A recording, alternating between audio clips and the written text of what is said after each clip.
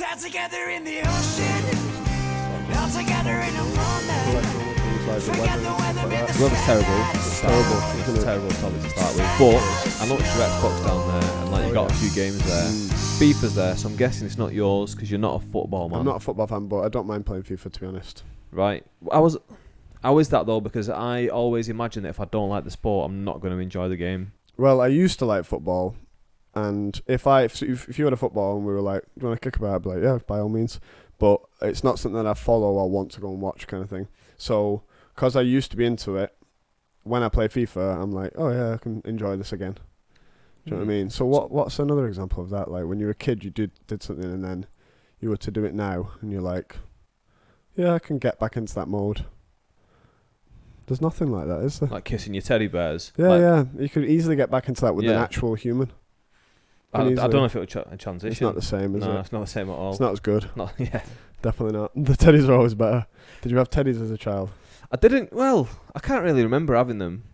There's one that I remember in the house vividly as a child, and that was me and my mum and my sister. Me, my parents and my sister. We went to Sea Life Centre in Blackpool. Right. And when we went there, this like polite stranger like must have won it on the grabber machines. Right. And like my sister was a baby at the time, so it gave it to my sister. Yeah, yeah. And it was always like, oh, do you remember that dinosaur, whatever it was, yeah, that octopus that you got from that kind man at the Sea Life Centre. Then I did the same thing a couple of years ago actually. What was that? I was walking around Blackpool, and I've only just realised this. It's come full circle. I won a teddy on the grabber, and I bumped into a lad I went to uni with. I wasn't really good mates with him, but I knew him. Yeah. And he had his like kids with him, and I was like, why am I carrying this around? I was like, do you want this? Yeah, that's well cool that happened to you, and then without even realising you've done that. Yeah. Do you think at the time you thought, this happened to me? No, because I remember always being jealous of my sister as a kid because he gave it to her and not me. Right. And like it was always her thing, and I was like, I want that. Was there more than one child?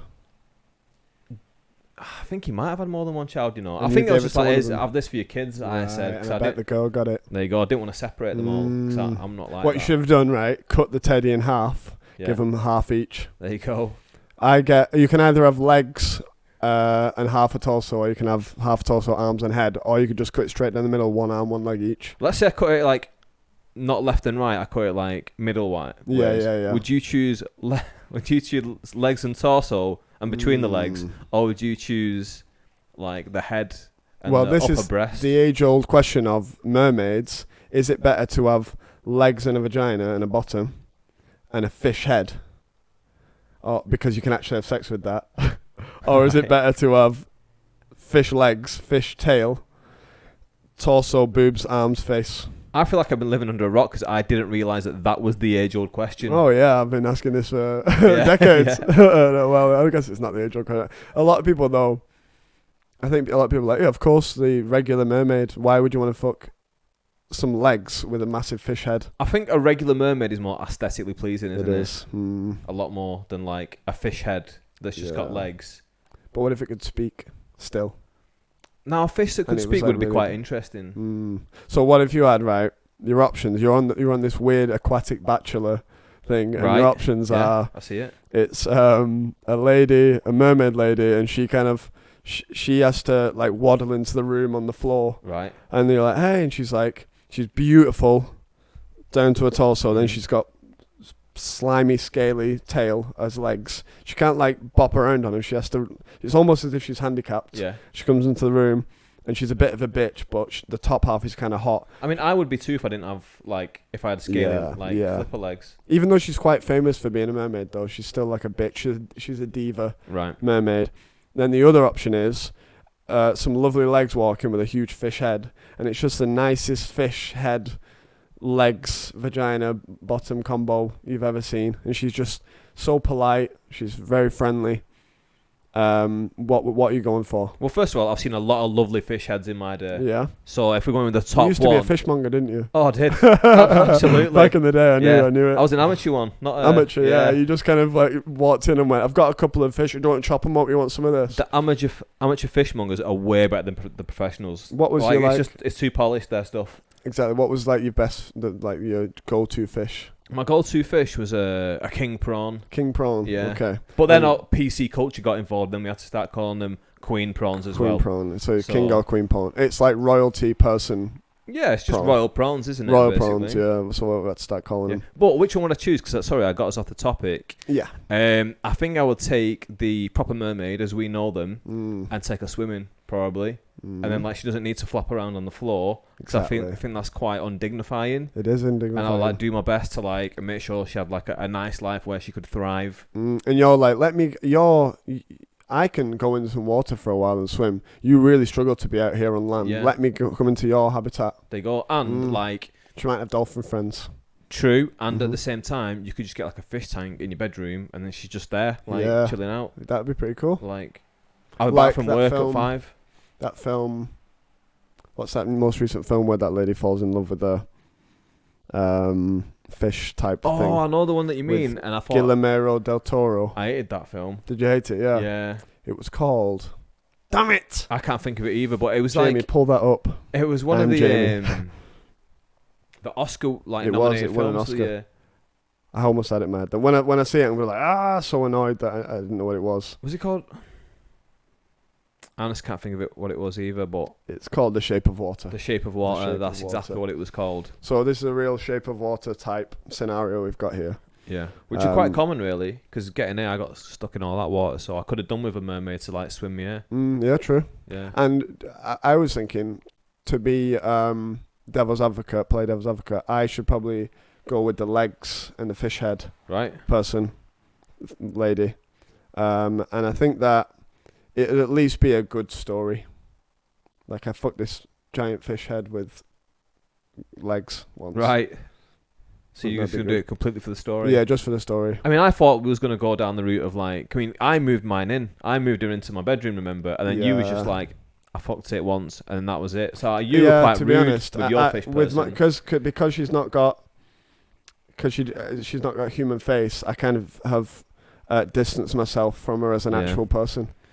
Phil openly admitting that he's against interracial breeding. Well...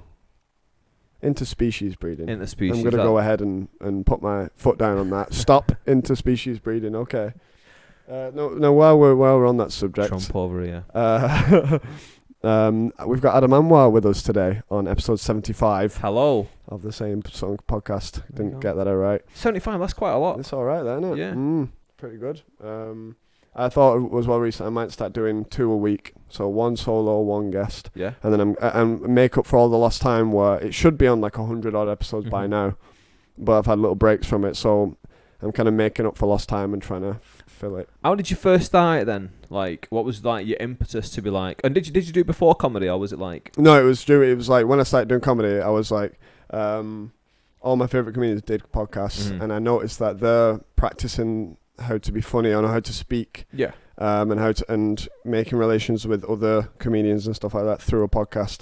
And when I did it as well, it was kind of like there wasn't many people doing online stuff, right? So it kind of made sense to start a podcast because no one else seemed to do it. And I thought I could have waited for a while. I could have waited a couple of months, got all the stuff that I have now ready for it, and then done it like that. But instead, I just thought if I just start it now with the shittest gear, if I get good at that, if I get good having a bad camera, a bad setup, then when I do have a good setup, I've already had the practice for it then. Because it would be, I didn't like the idea of having it all cool and set up and then going into it and just being like, so pal, comedy, eh? What did you start with like that. Well, whereas now I just talk freely about fucking mermaids. I mean, it makes sense because like Phil's got a really lovely setup here. You know, he's got the lights, the camera. Zach Slater's lying naked on the sofa over there. Like, he's got everything going on. So he always comes here and shouts inappropriate things. Oh yeah, no, I should have seen what he was doing to himself when we were talking about the fish ladies. It's quite really enjoying that. Yeah. Just go home now. Go home. Thanks, so man. Thanks. Episode 75 we're on now. You've got your own podcast as well, right? I do have my own podcast, but I did it more as a way to get through lockdown, to kind of stay active and like be creative, and kind of the same thing that you said, that to practice being funny, but it turned into the opposite. It turned into more like a regimented format. Right, okay. It was still enjoyable to do, but like as soon as gigs came back, I kind of stopped it. But now gigs are gone again, I might start it again. True, because at least it's like I always look at it. Sometimes I have this feeling of like I go on my Instagram, like I hadn't had Instagram and Facebook for a while, but since I've had it back, as I scroll through all the comedians that I follow, American comedians and stuff like that, and people we know, the amount of people that have podcasts, it's like, why would anyone want to listen to this one? Yeah. Like, I'm not even a known guy. I wonder that sometimes. But then when I do get at least a couple of views that I can account for, someone's going, I watched that episode, and they comment on it, whatever, or like the amount of likes or whatever, I go, all right, well, there's at least a reason to keep doing it. And as well, it's not so much about, right now it isn't about getting loads of views. It's more about doing it, at least, just starting it. So speaking of which, if you're watching right now to this point, give it a like and comment about anything that we've talked about so far, because it helps. It does help. It does help because did you find that with yours? Like you've got yours on YouTube and everything. Yours got quite. I had a look at them and they've got quite a good viewage. That word, viewage. I mean, they got. I mean, roughly about 100 something. I guess per one, which is all right. It's really but good to be consistent on 100 odd. Some episodes might get 30, some get 200. Do you know what I mean? It's like there's no way of knowing what's going right, what people like and what people don't like. There's not enough feedback on it. Do you know what I mean? We're getting quite a bit inside baseball now, but like my idea for mine was if I make it something that's searchable. That's what mine was like Phil's been on. We talked about Dre 2001, Dr. Dre's album, and the idea was to talk about something from over 10 years ago. So one, it's like a bit of a nostalgia rush for us, like, oh, do you remember back in those days? Yeah. But at the same time, someone could just be sat there at home like, oh, I want to look for a Dr. Dre album review, and they can just search it in and just find us two idiots just talking about it. Yeah, I've always thought that if there's some sort of subject or... I look at it like, you post this on your Facebook, people who want to see you on a podcast will watch it and then end up seeing mine, and then it's also like a way of... just making those connections, and there's a lot of people I see on comedy nights, and because I've had an hour-long conversation with them, I am genuinely close to them, and like there's always this kind of there's this level of respect between the two of us since then. So it's definitely beneficial, whether or not people are watching. A lot of people are watching. It feels beneficial, but yeah, as you said, we are getting into inside baseball a little bit. Comedy, let's talk about that for a little while. Some comedy. How long have you been doing it now? I've been doing it for about 2 and a bit years, like probably 2 years and 3 months, something like this. Yeah.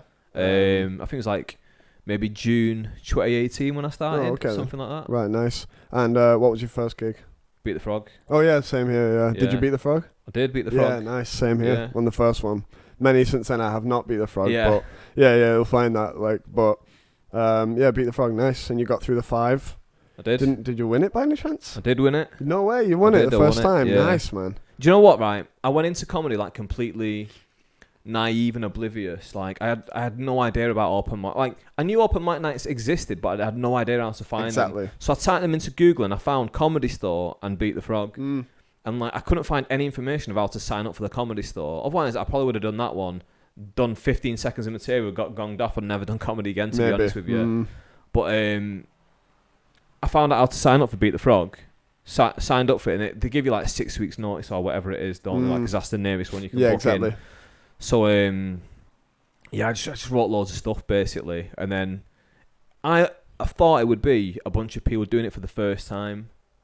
And it would just be like, oh, is Jim from this accounts office doing it for the first time, and me, and so like I had I didn't have any fear of it, but I didn't have as much fear as I would have done if I realised like, there's actual comics who've been doing it a couple of years on this, and like they've got actual material they've tried before. Yeah. Whereas I was just like, it's just some information off the top of my head that I just want to get out. But do you not think that is the gig that you prepared the most for out of all of them? I feel like that first one, when you know that it's like the first time you're ever, you overthink it so much, you go into each little detail and go, is that well, I have to just trust that it could be funny, like. Yeah. And I think that's maybe, if it goes well the first time, that's maybe one of the most honest looks at your joke writing you can get, because you don't know anything about joke writing at that point. Yeah. You don't know anything about being on stage, so when you do write something, it has to have genuinely made you laugh. Yeah. And that's hopefully the aim with most jokes that you write, that they made you laugh first. Because a lot of people, when I watch the material, I go, did that make you laugh? Because I feel like it didn't. I feel like you just thought that might be funny. Yeah. Whereas with that first one, you have to kind of generally feel like it made you laugh. I think you prepare for it a lot and you really go over it in your head a lot. And since then, it starts when you start to learn more about it. It's the same way that, like, if you wrote a song knowing nothing about music theory, it's going to be an interesting, crazy song. Yeah. Whereas after you know music theory, you stick to the key and you stick to this, you stick to the rules.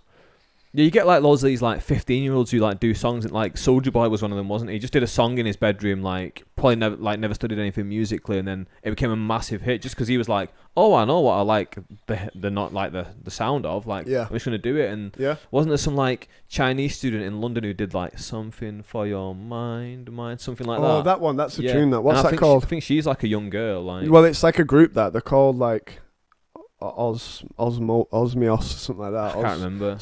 But that's on the FIFA soundtrack, isn't it? Is it? I think so. It's on FIFA 18, the one that we have here. Alright, okay.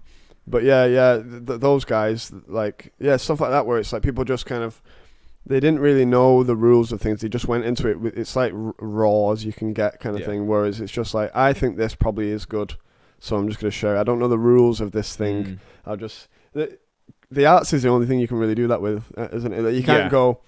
I can run pretty fast, so I reckon I don't really know much about football. Yeah. Let me just try and get into it and see what football's like. I've built a house. I'm not sure if it's going to stay up, but like, do you want to move in? No, not really. Yeah. Let's have loads and loads of people have a look at this house and see if it's good or not. And it's just crumbling there, like, whereas music can be like, oh, this is really, it's kind of like, it's so simple and almost shit, but it's so fresh and new because it's got the rules of anything. And I think that when you first start doing stand-up, as long as you're not mimicking anyone, because I reckon you can go down two roads. You either do your first set like the comedian you like the most, and you kind of, and then I said a thing, and you're doing it like that, or you go, right, the reason I want to do comedy is because obviously I've found that I'm funny amongst people, and my certain brand of humour that mixed in with everything that I was influenced by, all the inside jokes I've had with friends growing up, and all this weird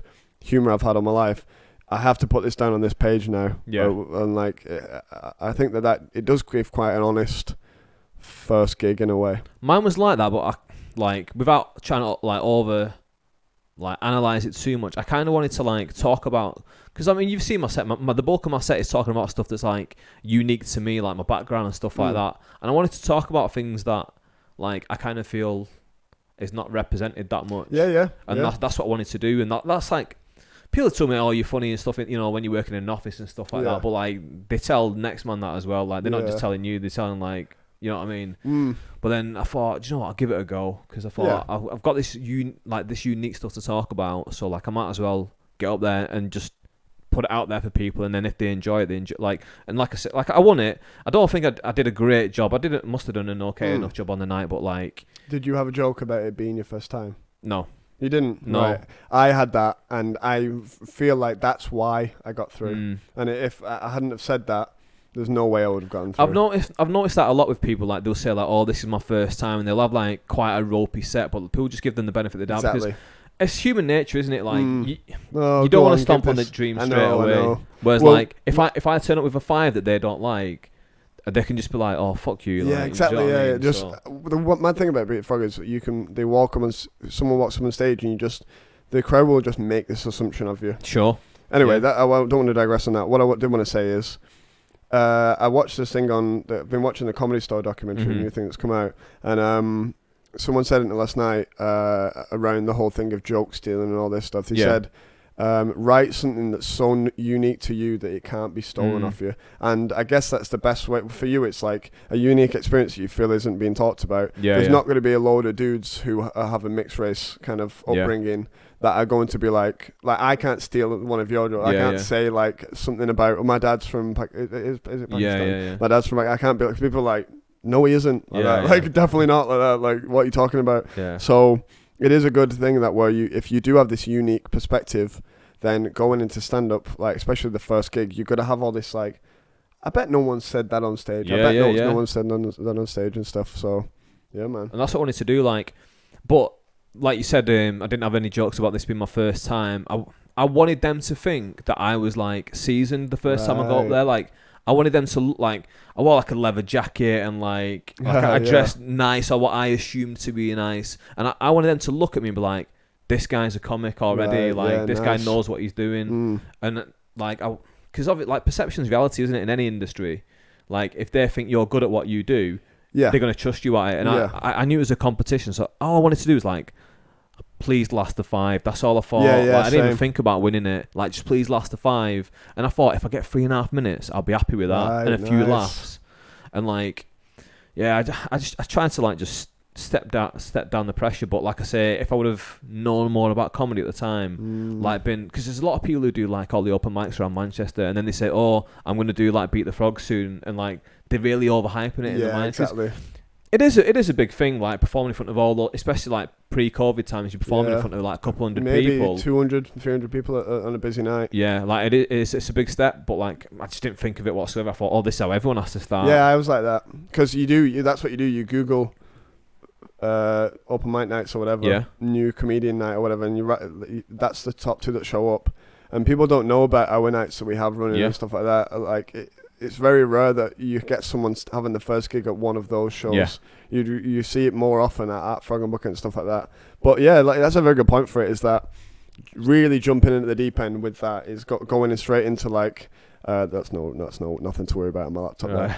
There. Yeah, just jumping into it, like having pretty high stakes gig. Yeah. Because for a lot of people who do it now, like, what would you rather do, Frog and Bucket on a Monday or one of the open mic pubs on a Tuesday or Wednesday? Oh, definitely, I'd rather do the Frog and Bucket. Yeah, you rather. All right, what's less nerve wracking? Oh right, yeah. The easiest thing is just go into a pub, like Exactly. especially if it's like 15 comics all sat around. You've all heard my stuff already. I'm just gonna give you 5 minutes of new stuff I've never tried before. I don't even know if it's funny. Yeah, and the more nerve wracking one is like Frog and Bucket. I've been working on this 5 for a while. I'm gonna take it there, and you do build it up in your head. It is a lot of pressure. So if someone new can go into that environment and do at least okay with that, it spurs you on, like, maybe I can do this. I literally said that on the way up, like, because I thought I'm gonna do this first one, and I might do 1 or 2 more, but like I'll just see how they go. Like I'm not just gonna be a one and done if I do terrible. I'm not also gonna be like one and I'm gonna do it for the rest of my life. Yeah. And then at the end of it, I was like saying to people like,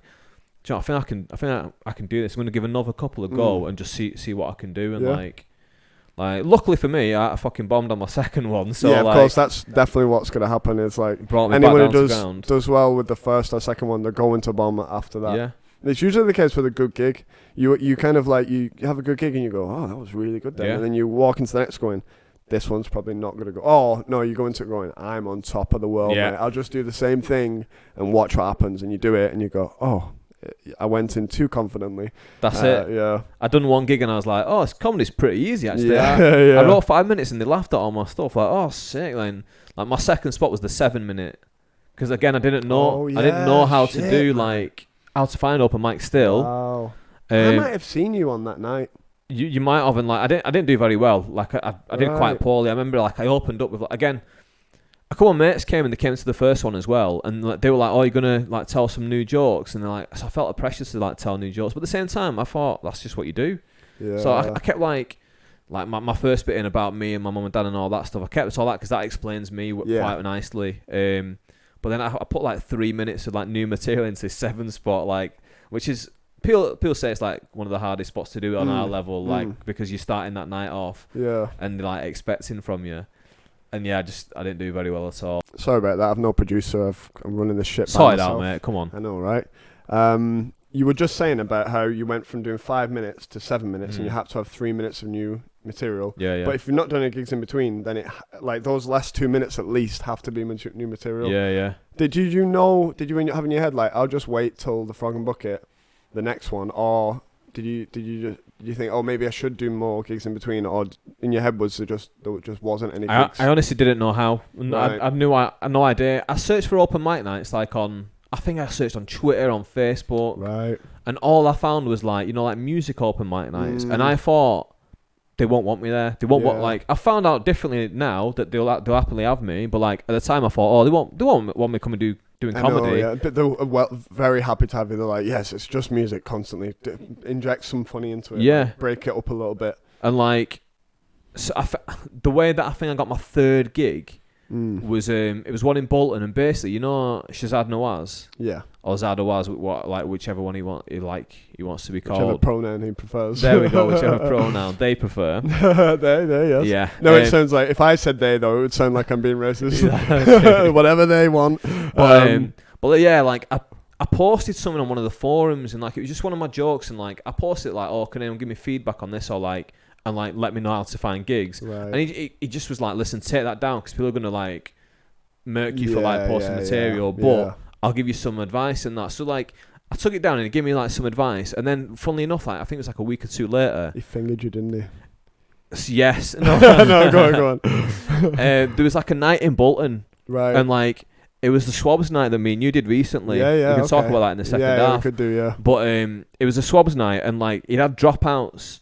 And Shaz was like, oh, if you want, there's a gig in Bolton. And I was like, yeah, of course. And it's like 10 minutes walk from my house. So I went there, and that's how I figured it out. And then slowly he was like, right, join this group, join that group. And as well, as soon as you go to those gigs, you talk to another comedian and they go, what nights do you do? Yeah, I remember having a lot of conversations like that where you're at Frog and Bucket and you're like, how you doing, man? Have you done this before? And he goes, it's my first time. And then afterwards, if it goes, all right, I'm going, there's this gig. Or even you go, come to my night if you want. You're good, you know what I mean? So any advice for anyone who is watching who wants to start comedy, it's when you do go to one of these gigs, if you can't find an open mic night, you can't find that, you can only find Frog and Bucket, go and do it. Why not? Yeah. Don't do Comedy So King Gong, but do King Gong. do Frog and Bucket, because it is... Even if you don't want to do Frog and Bucket, like go there and like speak to some of the acts and be like, where can I get some stage time? And like in non-COVID times, there's like loads of sign up on the night stuff. True. You just turn up and do it. And like I notice a lot of new acts now, they'll like turn up, they'll do 5 minutes, they won't do too well, and they'll leave straight away. And I'm like, don't leave, like stick this around. This is the more important part. You got to learn more from seeing people. Yeah, you got to learn from chatting to people. Exactly. Like, I learned loads. If they don't do well, I was talking about this recently, where you don't want to be around anyone when you bomb. Yeah. You just want to get out of the way, and it's not so much like ooh. It's more like, I don't want to go up to you. You've had a good set, and I go, hey, good set, Adam. And then you go. I have to be like, oh yeah, good set, Phil. Yeah. You either have to say it, or what I prefer is someone to just go, thanks, man. Yeah. Are you at a gig next week? Like that, and you go, ugh. But it's better than. Are you gonna try again? Yeah, exactly. But it's better than you did good then, and you're like, no, I didn't. Don't lie. Yeah. Like, who was good at it was Evaldas. You get off stage and you go, hey man, you fucking bombed. Yeah. You're like, yeah, I did. No, Evaldas would say that. He'd say, you bombed. Yeah. He puts the second B in there. Yeah, I hope he's watching this. I hope so too. I love Evaldas. Hello, Evaldas. Speaking of hello, goodbye. That's the first half. Boom. Check out Adam Anwar,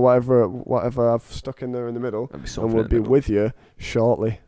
Thanks for doing this, by the way. No worries, man. No worries. Is there anything you want to you don't want to talk about? Yeah. Can we not mention fucking What's he do with? Since I was I can't stand them, mate. Since I was a kid, there's loads of fucking in my school, and like honestly, all of them, it's like, even the noise they make goes through me. Wow, I find it's quite comforting, to be honest. Well, yeah, but I don't give a fuck what you think if you're a lover. I didn't know this about you, man. I didn't know you were so discriminative towards. That's why you'll notice if we're at a comedy gig together and there's like some there, won't speak to them. I mean, why would you speak to? Exactly. Oh shit! No, I don't mean it like that. And we're back. Oh, okay. See that? Quicker off the mark. So we planned that. There you go. So just take the magic out of it immediately. I wanted to come across like an arsehole and like. Well, I'm just taking it straight up. We plan everything. Everything we say is a script, including this. That's true. It's true. We did script that. And we also scripted to finish each other's cellophane. Siamese twins. Siamese twins. I thought we were going to finish each other's Siamese twins. Oh. Well, we can finish each other's Siamese twins off. Anyway, what am I on about? So we were saying before the break. We were. We gigged in Bolton together. The Mighty Swabs gig. That was not long ago. That was probably about a month ago, right? Yeah. So post-lockdown and all that stuff. Yeah, and the name of that gig is the Post-Mayan Apocalyptic Prophecy Comedy Night. Wow. Because I think they started doing it like around, was it 2012 when the world was supposed to end? But now we've gone through like a real life kind of apocalypse, and now it's come back again. Okay. I think you might need to rename it. Yeah, you might have to call it all of that plus more COVID stuff. But that was interesting. What I liked about that night was it was dead at the beginning. It was just in a beer garden in a very crummy pub in Bolton. Actually, wait, if we're going to tell the true story, it wasn't dead at the beginning. There was 2 tables, and then when we were like, we're going to do some comedy now, they fucked off. Yeah, they were like, oh, we've got to go and catch our train. And then we were like, oh, now it is dead. Oops. Yeah. And then was this before curfew as well? It was, wasn't it? Yeah, it was before Right, curfew. Yeah. And then the night started. Usama went up first. Is his last name Khan? Osama Khan. Yeah. Usama Khan went up first. It went pretty well. And there was only a couple of people there, but I remember the people at the back, just like this couple and this woman, this drunk woman, kept going. It wasn't even a couple, I think. That guy kept going like, she's not with me. No. Do you know what? Right, I was a bit late because I went to get cheesy chips from the takeaway down the road. I remember seeing you with the cheesy chips. And they were in there with me, right? Right. And she was kicking off with this guy, and it was one of those moments where, where you don't know if you should be an innocent bystander or whether you should intervene, because we were kind of arguing a little bit, but it didn't really cross the line where I thought, I was like, hey, you both need to just relax a little bit. Yeah. But it was getting towards that, and I was a bit like uncomfortable. I was like, oh, I just want my cheesy chips. I want to get to the comedy. Like leave me out your drama. Anyway, I get to the gig. Osama's on stage, and then they turn up, and then they start saying the same stuff they were saying in the thing. Right, okay. So it was like just a lot of like each other, and then joining in with what he's saying, like woo. And this is how pissed they were. They didn't even realise that, because they were saying that to me. He was saying like, "Oh, she's not my bird, mate. She's not my bird." And like he was saying that to me 20 minutes ago, and now he's at the comedy. He's saying it again as if it's his new material. Right. Yeah. Like. Yeah, as if it's like, oh, everyone. Yeah. I've just come up with this. She's not my Yeah, bird. exactly. Yeah, true. And they're doing me head in. But she was getting involved in, like Osama saying, she was laughing really loudly. She was. So in a way, she helped it slightly, but she also, and he got some good jokes out of it, but she also, you just don't do that. If you're at comedy night, just don't shout stuff out or speak during someone's act. But then I remember it was kind of quiet, and then I went up, it kind of went okay, and then... Jordan went up after me, was it? He did, yeah. Jordan closed the first half of he did 20 minutes. 20 minutes, drunk a bottle of Prosecco. Yeah. Just drank it all the entire time he was doing the set. And the pub just, like the beer garden just kept filling up and and getting more and more laughs. It was good to see, like, it's quiet, he goes up, he's getting laughs, people are like, what's going on out there? And it genuinely was, like, just they heard it and went... That sounds entertaining, and went out there and everyone enjoyed it, and every joke kept getting more and more laugh because there was more and more crowd coming. It was cool, man. And then you did your set, you killed that night as well, didn't you? I won't say that, but I did quite well. Got a lot of laughs. I'm gonna say it for him. Thank you. But I did about 25 minutes myself. Nice. Yeah, because like the thing with Swab is the first time you've done that amount of time. No, I've done like loads more. Right, okay. Like, and not in like a good way. Right. Like just in like, again, talking about Swab's night getting dropouts. That's what we talked about in the first section. Yeah. One time I just messaged him saying like, oh, is your gig on tonight? I'm going to just turn up and watch. And he was like, yeah, nice one. Yeah, it's on at 9 o'clock. Because it's a 10 minutes walk from my house. I turn up there, and when I get there, he's like, every actor's dropped out. Do you want to do a bit? So I did like 43 minutes. Wow. But like, a lot of it was like, I did basically all the material I could think of, and a lot of crowd work. It was the first time I'd ever done crowd work. This is before I'd ever done Comedy Lofthouse gigs and stuff like that. And like I did 40 minutes, and like I got constant laughs throughout it, but it wasn't like they were all like, "Oh, this is 40 minutes of gold." Yeah, it's just like, he's keeping us entertained throughout. That's good though. Yeah. If you can hold it there for 40 minutes, that is really good. Being able to chat to the crowd and go through your Rolodex of jokes that you've thought of. And it was enough of a confidence booster to be like, I can MC because I can do a bit of crowd work. Everything I said wasn't gold, and it wasn't like, oh, that was great, but like, it was the first time I'd done it, and like I say, it was 40 minutes. I was just trying to fill time basically, because like everyone had dropped out on him, and like it was just him and me there. So like I thought, well, I'll just do what I can. I did that, and like I say, it wasn't a resounding success, but it was 40 odd minutes of like, and that's valuable stage time. That as well. Definitely, especially like when at the time I'm messaging around Manchester for like 10 spots and stuff like that, and like I just could do that for 43 minutes.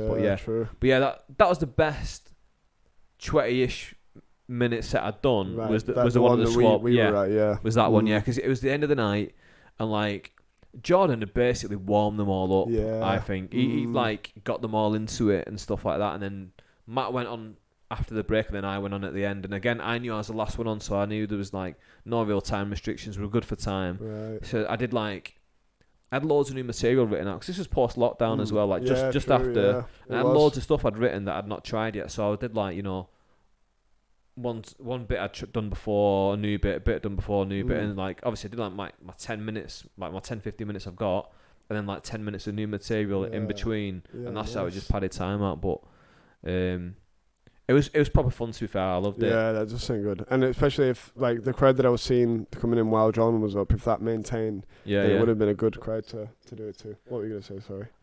I was going to say that... Just make sure the mic's turned towards you a little bit. Sorry, mate. And then, like, 2 days later, the place closed for good. Right, for good. But I think, like, there's all this money being put into the arts. Right. That's like a rock pub. They host gigs all the time. Okay. And so then they recently announced that they're opening back up again, and I think it must be something to do with that they might have got a bit of money. So there might be more gigs there in the future. Yeah. Perhaps. Again, this is way inside baseball. Like, I know I've just bored you with like my. Well, some people here might be watching it who just like comedy anyway. I wonder that. Anyway. People are going to be sat here going, you can't do 25 minutes. And you're right, I can't. It was 10 minutes of new material, which was hit and miss. Yeah, but you find with MCing, though, is that you end up... that's one of the things I noticed from doing more MCing, like, a year or two ago when I was doing it more often, is you get way more stage time, so you're able to get better because of that. But, yeah. But anyway, we'll move off comedy for a moment. We were talking about UFC in the break. We were. I, personally... know a few of the names. I've caught a couple of the bigger fights, and kind of just check in on it every once in a while. I couldn't say I'm a fan of it. I just I do like a casual fan. A very casual fan. Yeah. But you yourself are quite into it. I'm massively into it. Yeah, to be fair, some of my mates are way more into it. They'll watch every single fight because, like, I don't know what you know about it, but basically, like, there's the main card that you would have watched, but before it, I watched all the prelims. Oh, did you? Yeah. And did you watch the early prelims as well? Before, see, this is the thing. Typically, I won't watch any of that unless it's like a real marquee fighter that's on the prelims. Which this time there was, who was on the prelims? Was it? I can't remember any of the names, but I remember there being some really. Was it Walt Harris? Maybe I can't remember, but. Oh, was he against Volkov? I think he was against Volkov on the main card. But yeah, there's some good fights on there. So I did start to watch the prelims as well this time. But yeah, I'm a big fan of it, yeah. Yeah, I think that if I am going to watch it, I'll probably do that where I'll watch all the fights one time. And then for months later, I won't watch one until there's a bigger fight coming up. Then I'll watch that fight with all the prelims and everything. Because my mate said that when I was talking about, he's massively into it. And I was saying before, I was telling him that night we're going to watch it. And he was like, oh, you want to watch all the prelims because... they're guys who are hungry to get into things, so they're like vicious fights and stuff half the time. There was some knockouts and stuff in there, like, and there was like really quick. There was one that was really quick, like 17 seconds or something. I'm sure. I can't remember off the top of my head because like I've got a terrible memory, and like anything besides what was on the main card. There was the Habib fight. There was the women's fight. The one woman looked like I looked like when I was younger, so that really stuck with me. Right, really? yeah. The one with the like Justin Bieber haircut. Yeah. I think like her haircut was even better than mine. I was even worse. If you send me that picture of you when you were a kid, I'm gonna pop it up on screen. I hope that you sent it me. Right. Do you know what? I say a kid. It was about 10 years ago. Right, I was I was a reasonable like young adult at the time. But just terrible haircut. And but yeah, man, I just love it. Like wrestling was my I'm wearing this like Bret Hart hoodie now. Wrestling was my gateway to it. Yeah. Because like wrestling's like it's basically the same as the UFC, but like obviously wrestling scripted and UFC's pantomime. Yeah. Version. Yeah. I'm not saying it in a negative. I just mean it's more theatrical. Well, this is the thing. UFC's are becoming like that. Yeah. Because don't know if you know Colby Covington, but he's like.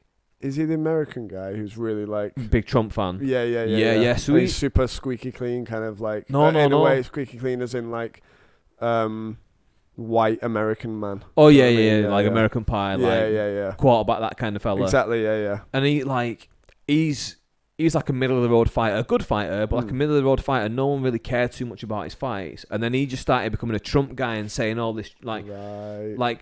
His big rival was Kamaru Usman, who's like a Nigerian immigrant to America, and he was calling him fake newsman. Right. And like, so he's like building up this persona of like anti-black person, anti-refugee, whilst also putting in like, well, it's not directly saying that, but like putting in like Trump's catchphrases, the fake news stuff, and like going to the White House, like, oh, I can't wait to win the title, and like put the belt on Donald Trump's desk and all this stuff, and like. Yeah, so it does become more theatrical, especially Conor McGregor and he's like. I was thinking about this, about how he would entice it out of people. Like only Khabib was the only guy who didn't succumb to it, didn't bite. Yeah. And every other time that mental game worked on him. I was thinking, surely Jose Aldo, Diaz, Who was the guy who lost to him really quick? Who was like Jose Aldo, 13 seconds. Yeah, Jose Aldo was really quick, but there was the other one where like Eddie Alvarez. Yeah. And they all like you could tell he got him like they all kind of like got in the mind so easily. Yeah. I kind of think everyone he did that with, but not Nick Diaz. I kind of think Nick Diaz he didn't really get in his head. Nick or Nate? Yeah, it was Nate Diaz. Yeah. I was only clarifying that because I was he's like, he's a big fan, not me. But I was also going like, did he also fight Nick as well? That's cool. Like, no, he didn't. Yeah. But yeah, true. Well, yeah, he did in a way to make Nate say things that he got memed for, and like, do you know what I mean? Like he played into it a little bit by giving him shit back, and sometimes you hear it and you're like, that was a pretty good burn that he did to him, but, and that one wasn't or whatever. Obviously, McGregor beat Diaz. He did. So the second time. I didn't really think he did the second time. If I was one of the judges scoring it, I would have scored it for Diaz. Right. I can't remember what rounds to give who, but yeah. But I mean, he got the win officially, so that's all that really matters. That first one though, we were talking in the break, and I was saying I have a funny story about that, and I think you wanted to say something about how you felt when you were watching Khabib, but just to attach to that, the first McGregor and Diaz fight where he got choked out, I remember being at my friend's house, we were staying up late, there was a lot of us enjoying it, watching it, and we were all like hyped up for it, and then when it was happening, you can see like McGregor kind of slowing down, and like he's like, oh, his technique's coming apart, he's going in with these big kicks, and it's not really landing and stuff. You could, everyone in the room, like, there's a guy who I knew who used to, I'm just like talking about him now, but he does jiu-jitsu, and he was with SBG, which is what, so he's trained at the same camps as McGregor. He might have even seen McGregor around or whatever, but obviously he's a big fan of him. And at one point when you can tell that he's about to get choked, everyone's going, no, shouting and stuff, and then I just heard him at the back just go, Connor, no. And I'm just like, that's fucking hilarious. Just Connor, no. Like, and it's only funny. I don't think that it's like a pussy thing to say or anything like that. It's just hilarious to me that amidst all this testosterone fueled, like, go on, fight him. Oh no, shit, defend like that. It was just this moment of genuine, like, just someone he idolizes and a role model. And he's just like, Connor, no. Like when Louis C.K. The thing came out of it, I was like, Louis, no. That's how I felt. Louis, no, like that. Like that's how I feel when I see Jimmy Barrett on stage, because like I love Jimmy Barrett, but like I'm just like, Jimmy, no, stop saying that about. Oh, you're gonna have to bleep that. Yeah, I'll bleep that out. Yeah, he always says disgusting things. He does. About I'll bleep that out as well. I just thought I'd do a genuine one. See, the first one was a different word, but that one was a real naughty word. Try and guess which one it was. Yeah. In the comments, put which word. Put your favourite slur in the comments. Favourite slur in the comments. And then I'll get a band. Do you have a favourite slur word? I do, but it's because of my set. Okay. I do have it's a bit of a slur, so I won't say it on here. Okay. But yes, from my set. Right. But yeah. I think yeah, but I do. It's like it's a reclaiming kind of thing. Like I just want to reclaim it. So like, yeah, and like the first time I said it on stage and it got laughs, it was like liberating. Like that's not a word to hide from anymore. Right, that's a word to like reclaim and just be like, no, that's my word now. Right. Yeah. And like, I'm gonna use that more vociferously than you're gonna use it. Yeah, because if you can have it so it's like, you don't want you want a good mix in between. They can't say it to hurt me anymore, and I don't want them to say it to me thinking that we're joking around. We're all part of it. Like if I heard you do that joke, then I went, hey, you fucking, and then said that to you straight away, you'd be like, no, you've not got the point of this. Do you know what I mean? It's like, yeah, I get that. Yeah, so no, I that's why I like honky the most. Yeah, like no, joking. just calling people crackers. Listen, you cracker. I got a funny story. Well, it's not really my story about that, but a lad I used to work with, when Obama got voted in, like there was like loads of like backlash online, and my mate's a white guy, and like he just tweeted like, oh, all this stuff about Obama, like it's just crackers, but he meant like in the English sense of like amazing, it's crazy. He's accidentally made a really good joke, but like his avatar on Twitter was like not a person. Right. So everyone thought he was a black guy being racist. Right. So like he got loads of abuse, like, oh, what, you're racist, you can't say crackers. Hilarious. And he's like, I am white, like I didn't mean crackers, like I meant like. Yeah, there's even a decent joke in there, something like Obama There's a lot of people, loads of people had an issue. Americans had an issue when Obama, the first black president, was to it's crackers. But I just think it's crackers. Yeah. I just think we don't know who it is, but I just think it's crackers. I don't know. Sorry, everyone. If you could have like a hybrid American English audience, I think that would go down really well. True. So like, true. I don't know. Well, I don't know. I feel like English people would.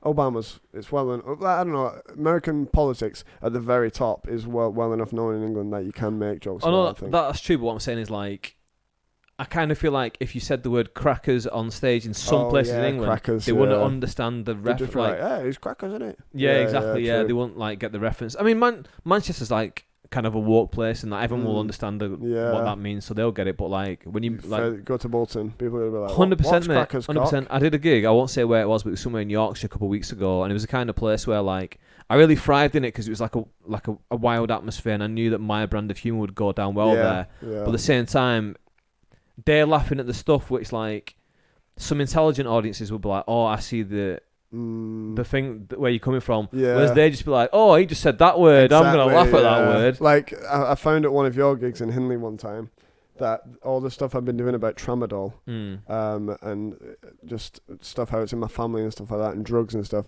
it was either hit or miss at certain gigs. Whereas there in Hindley, like that's pretty much where I grew up as well as a kid. Obviously, how else do you grow up? Anyway, at that gig, I ended up talking about tramadol, and everyone was just loving it. And I was like, "All these people are on tramadol. That's why." All these people are like, "Oh, I'll slip a few tramies and fucking do some mad shit. Like, let's put needles in our skin and see if we feel it." I knew some guys. You grew up in Bolton as well. I did, yeah. What, right in the centre, or what about? I grew up in Farnworth. Oh, in Farnworth, yeah. I had a mate who lived in Farnworth, so yeah. I know Farnworth. Well, Who's I know where he's called Matthew James Bolton Andrew. Yeah, I know him. Do you really? No. I knew you didn't. But you know what's mad about his name? If he's watching this, it's funny. His name is, I'm telling you his full name, but his name is Matthew James Bolton, and he's from Bolton, Andrew. So when I first went to high school, I saw his name on the register. It said Matthew Andrew, and I was like, that's a guy with the two first names of my previous best friends. I think I'll be friends with that guy. Right. But Matthew and Andrew, everyone's always like, why have you got two first names? But it's also Matthew James Andrew. Yeah. But then to even fuck with that more, just put Bolton. Let's put the town in there. The town in there. Yeah. And I was like, what was that? Is your dad, because he's from Bolton, he went, you just like you might as well put Wanderers. Matthew James Wanderers, Andrew. Like, you might as well have done that. But maybe that's why it's Andrew, Wanderer. And that's why your kids will have no middle name, because you don't like football. Yeah, exactly, yeah. There you go. I won't even... You put Dickens in there. Yeah, I'll put Dickens in there. Okay. Nice. Yeah, I was well happy when I added that to that. Yeah. But this is another inside bit of baseball talk. What have I been checking the time? We've got a mutual friend actually. Oh yeah. Yeah, Rob Thorpe. No way. Yeah. We've talked about this before. Yeah, we have talked about it before. How did you know? I worked with him. Right. Okay. Yeah. Where did you work? In Bolton. I won't say where we worked, but yeah. How long ago was this? I worked there about 4 years ago, but he worked there about 6 years ago, I think, was when he left. But we worked together for a while. I liked Rob, but Rob was always like a peculiar character, let's say. Well, I grew up with him, and he was always peculiar then. Yeah. But I was also a little bit weird, so we kind of like... Are you in touch with him now? Together. Again, this is way inside, but like, if Rob's watching this, at least he'll enjoy it. Well, no, he actually did my podcast once. I saw it. Yeah, you saw that. I've taken. In fact, that was the first one that I watched. Oh, no way. I remember. I remember you telling me. I shared that with like a few people we used to work with, like boost your views and all that. Cheers, man. Yeah. I remember that. Yeah, I remember talking about this. And he'd been in prison. And that's kind of the thing we talked about. We also talked about when we were friends, when we were kids and stuff. Yeah. We knew each other from being about 11.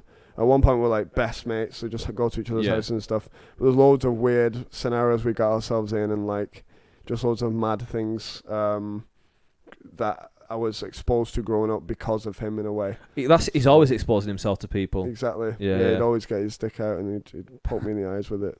It was a really, really weird game of tig. I don't think Rob likes me, by the way, but I like Rob. All right. Well, no, I think he probably has that feeling of... We call him Thorpey, by the way, which is funny. But he always had this feeling of like... I don't know. Now I'm going like, should we be talking about someone that I know so much? Basically, this is this kind of pertains to what we're talking about. Yeah. When I was in school and I would... this is like a nice story. And I kind of started to realise I want to do a dramatic thing like acting or being funny or whatever. This is probably where the idea of doing comedy probably first, the seed of it, before I ever thought I could do it, but the seed of it got in there was when we would do drama together, and it was me, Thorpe, and another mate of ours, and we'd always do these, like, we'd work together in it, and we'd always make by being dead weird and like just performing and like acting silly, we made all the popular chavvy guys who used to bully us like respect us, and they all laughed, and that kind of got me in with the like, that was like, oh, if I can be funny to them, then I'm like, oh, he's reading, like I'm got this, I'm like, no, leave me alone, and they go, he's reading, and I'm like, he's strangling you, like, knock knock. Yeah, exactly. Yeah, well, like, that's a good one, wait, who's there? Like loosening the grip, who's there? And you go, your mum, and they go, oh! Oh, knock knock. Oh, shit, someone's there. And they just run off. Yeah. Fucking hell, it's police. No, who's there? The police. Did you get bullied much in school? Actually, I feel like I should slag off some of my mates quick. Okay, you know, like Piggy, you're an idiot. Yep. Alan, Piggy, Tosser. you got a name like Piggy. Alan. Like, oh, Gaz, both the Stewarts, Rick, and all knobheads. Let's move on. Shout out to those guys for watching, if you are. Yeah.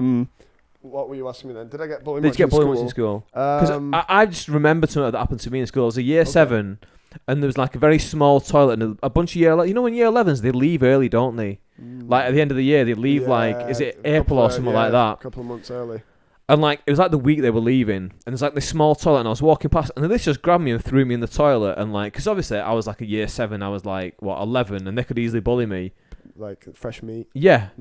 And as they threw me in there, I remember that vividly going through my mind, like, oh, they can easily bully me because like they're 15 and I'm 11. And then as they threw me in there, like another, like a year 11 was in there, and I felt like, how pathetic are you? I get why I'm in here, but why are you in here? Prefect tie on, mate. Yeah. I've got the very first one, and look, I've got my blazer done up and my top button and everything. I've got my bag on 2 shoulders. Remember when that was unpopular to have your bag on 2 shoulders? I think it's still. I've got my bag right here, and I wear mine on 2 shoulders. 2 shoulders, yeah, I do too. But I think it still is just unpopular. Makes complete sense. It does. But when I see people with Jan spots, like in school people, children, school they all people. have it school people. It's just a good way of saying children. They always do the 2 thing, whereas when we were kids, it was like nerdy to have 2, so you had to have 1, and it even got to the point when he made a backpack that just had 1 strap that went across. Remember I'll that? be honest with you, I don't really analyse school people and what they're wearing. Well, I teach children, so I notice these things. That's fair enough. So that's why everyone, all right. Yeah. Not in a school. Swimming? In an alleyway. No, swimming, yeah. Hi, kids, you want to learn about maths? Stay away! No. Today's lesson, kids, is would you rather have a mermaid or a fish head? Exactly, that's a good point. The whole alleyway thing, just to add something to that. By the way, that happens every hour. I don't know if you can hear that in the background, but the church bells are dinging. I'm really going on digressions and tangents here. Just to wrap up what we were saying about children there neatly. Sometimes I used to get this a lot, where when I would teach kids in school, so in school lessons, where they come in during the school day and the entire class is in there, as opposed to teaching them at night when the parents see me teaching them and I meet the parents. I'd say I'll be in Aldi or something at the weekend, and then a kid would go, oh, and they wave and go, hi, and I go, oh, you're right, mate. And then I'd go in the next aisle, and then I'd hear the parents going, who's that man? Do you know what I mean? Just going, who was that then? How do you know him? And it's like, well, he sees me when I'm just wearing my shorts. Do you know what I mean? But yeah, he saw me when I was in my underwear and grabbed me out of the water. But I was just finished doing breaststroke. It's pretty good now. I'm 12, right? Yeah. But we were one of the things I was going to wrap up the whole conversation with. What I should do actually is go like this: seamless. Even though mentioning it all is not seamless. Seamful, yes, full of seams. Yeah. We are seamen, I guess you could. No, right, stop. Comedians, which ones do you like? So if you had to say who your top 5 comedians or top 5 specials or something like that. I'm gonna go chronologically then. Okay. So I used to. Right now, I'm not. It's weird to say I'm not a big fan of comedy, but I don't consume as much stand-up comedy now as what I did when I was about 16 to 18. Yeah, no, I get it. So when I was 16 to 18, I used to watch a lot of it was basically what Comedy Central is now. I think it was called Paramount then or something like that. Yeah, I remember that. And it would have Just for Laughs and these kind of shows. And I used to love 2 British acts, Adam Bloom and Mark Watson. Okay. Oh, I remember Mike Watson. Yeah. Yeah. Oh, that's a flat blast from the past. That. Yeah, and like I used to love. So anytime like any of the like they might have only been like 2-3 years into it by then, but like nah, maybe more like 5, 6. yeah, I reckon. but I used to love their stuff. I remember Adam Bloom had this bit where he's like, "Oh, because this was the time when like mobile phones were getting smaller and smaller before like smartphones," and he's like, "Oh, I've got the smallest phone in the world." So what I did was I sanded a bit off the edge, so I had the smallest phone in the world. Obviously, there's more to it than that, and I remember that. And I remember he had like, "Oh, I keep getting cat hair on my clothes," so like I got sellotape and wrapped it around my cat. Yeah, and And little things where it's like, and those two jokes of his, I used to just absolutely love them when I was like, and he obviously had more stuff. And I remember seeing, this is when YouTube was just starting, seeing a Jim Jeffries video on there. Yeah. And like, I'm a teenage boy, and I'm like, this is absolutely wild. This is incredible. Jim Jeffries, he, like, we were in the same age where. He was one of the first people to like upload his stuff to YouTube. Exactly, yeah. And it's like there's only a few guys. Like you would see, like I remember seeing stuff like, oh, have you ever heard of that guy? I can't remember now, but that guy who he sang a song called "Damn, That's an Ugly Baby," and he played guitar. As well. I don't remember that. He performed on stage and he had like funny songs. And when you're like 15, 16, 17, and you've been shown these videos around that time as well, what like 10 odd years ago, you end up like that they really stick to you, and it's like the first time you've been exposed to this like not live at the Apollo, not just for laughs comedy. You're seeing like the real stuff that makes you get excited for it. And did you find that you learned stuff from comedy? I find that the reason I wanted to get into it is because I kept quoting like Bill Burr and Louis C.K. and stuff as like philosophers rather than just the jokes. I was saying like, well, I'd form my opinions through the truths they're telling. Yeah. I guess you do, yeah. I guess you do learn from like comedy, and that's again probably one of the reasons why I wanted to do it was to kind of give my side, like, because my side of the story is probably not that interesting to a lot of people, but if it's interesting to some people, then at least like I can speak to them, and that's always kind of been my thought process, that like if I kind of do the stuff that I like, I can find some people who like it. Yeah. Then that's good. I mean, obviously, don't get me wrong, I would 100% sell out. Yeah. If I could. If you could get good, if I could to do it, if I could get good enough to be like whoever you want to say is top of the world. Let's say Peter Kay, because he's sold out Manchester Arena so many times. If I could write any kind of jokes you want, as long as they're not like racist, misogynistic, anything like that, and like sell out something like the Emmy Arena for 40, I'll do it, obviously, because like it's a job and it's a great job to have. But like at this stage, like when I'm just like trying to work things out, for the most part, I'm just trying to say things that like I kind of feel like I've got this to say, and like I kind of make it funny. Plus, as well, like you, so the first thing I'm thinking about that is you don't have to be. We're not all going like I'm going to be Peter Kay. I'm going to be that big. But the thought of being just let's say Russell Kane, not his type of comedy, but how successful he is. Yeah. You'd still be happy with that. You're still a working comedian. So that's really all we're looking for, is to be a working comedian. And some of those guys, so some of my favourite comedians like Bill Burr, something like that, in his first 3 or 4 years of doing comedy, he wouldn't have known what he has to say. Yeah. He'll have had his own, he would be bringing his own uniqueness to the comedy, but he wouldn't have had the time to figure out what his act is, or even like if you think about it. Let's say Louis C.K., for example, he really only got his fame after he'd had kids and everything, and he'd gone into middle age, and at that point he had a lot to say. Sure, because So I sometimes look at it like, even if I don't make the success now of be in my early, like going into my early 30s, then maybe if I'm like late 30s, 40, when I'm finally figuring out what it is, then it's still like there's loads of time there to fit a massive chunk of life in and figure out. Sure, yeah. So there's going to be a lot of things that happen there that jokes will come from and stuff. So I feel like, it's a good thing to have that, where if you can't be... So Carl, for example,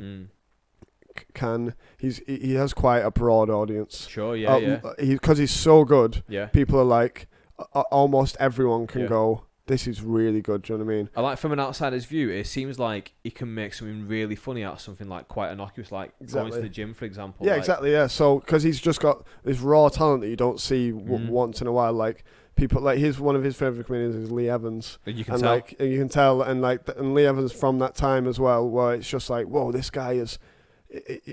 He'll make everyone laugh. He's for almost for everyone kind of thing.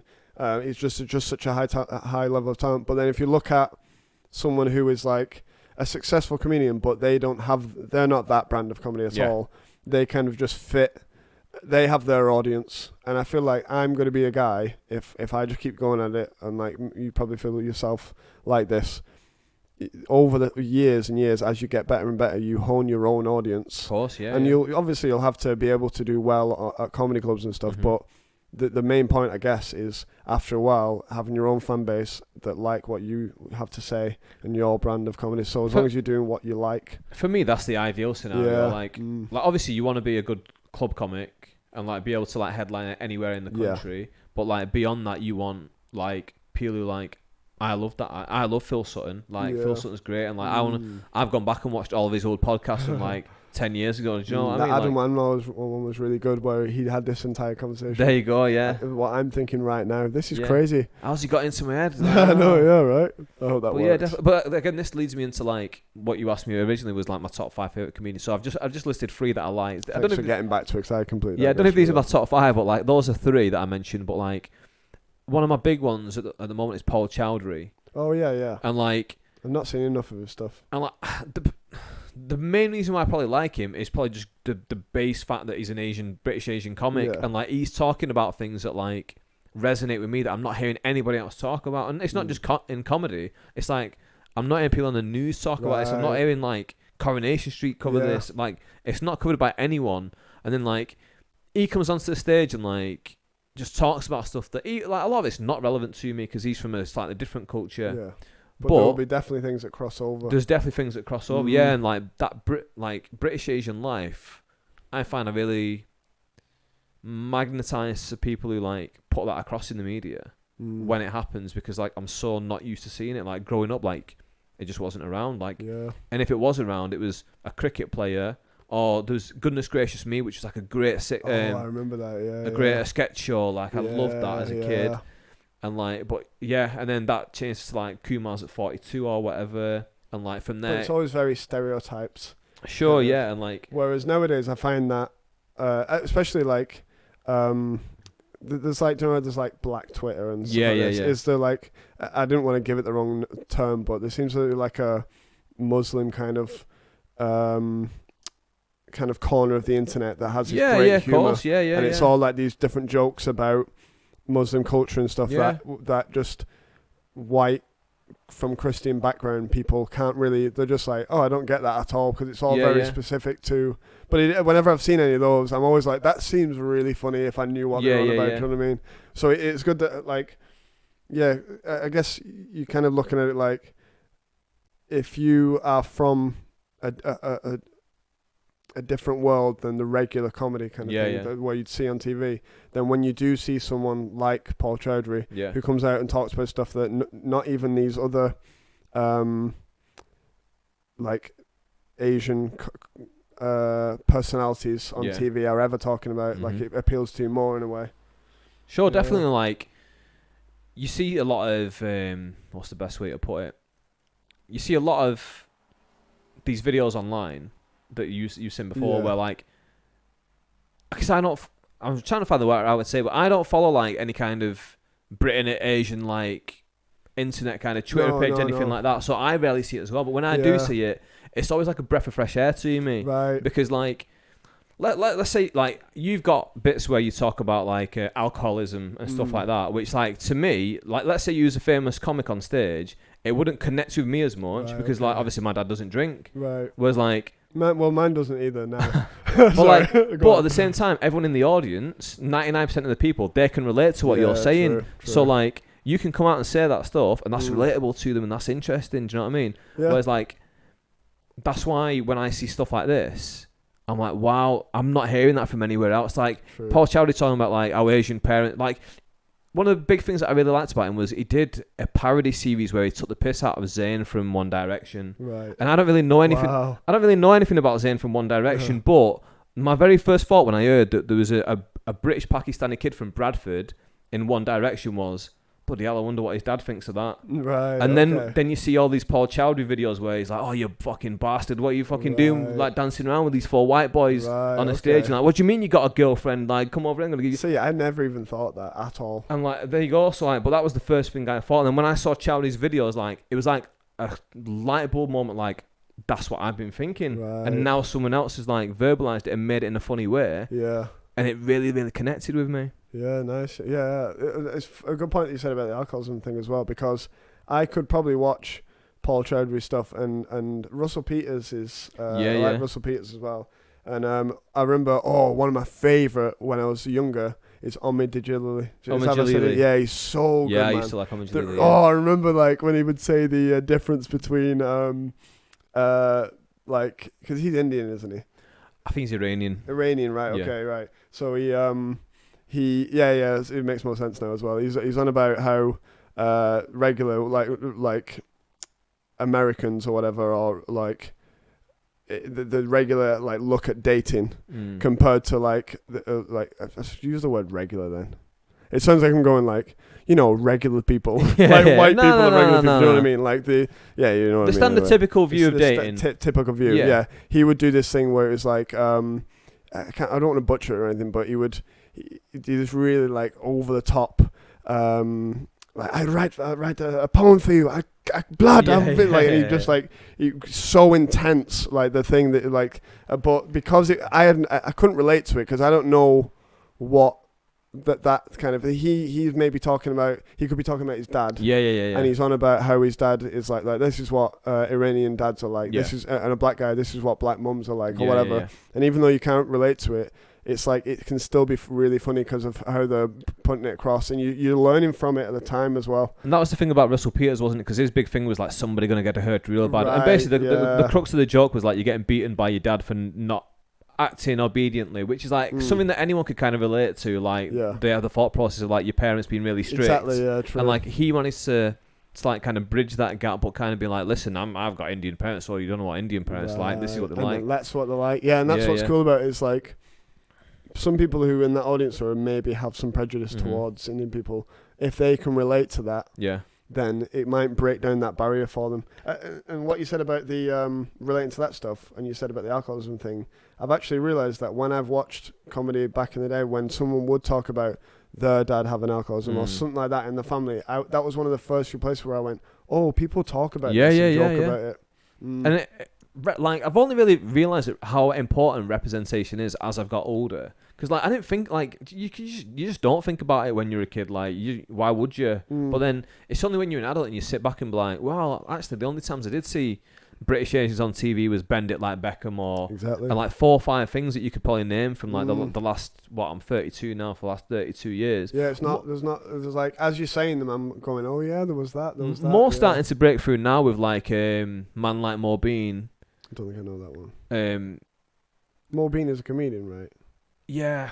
I think he was in character? The character's Mo Bean, right, yeah. Okay, but the guy who plays him is a comedian.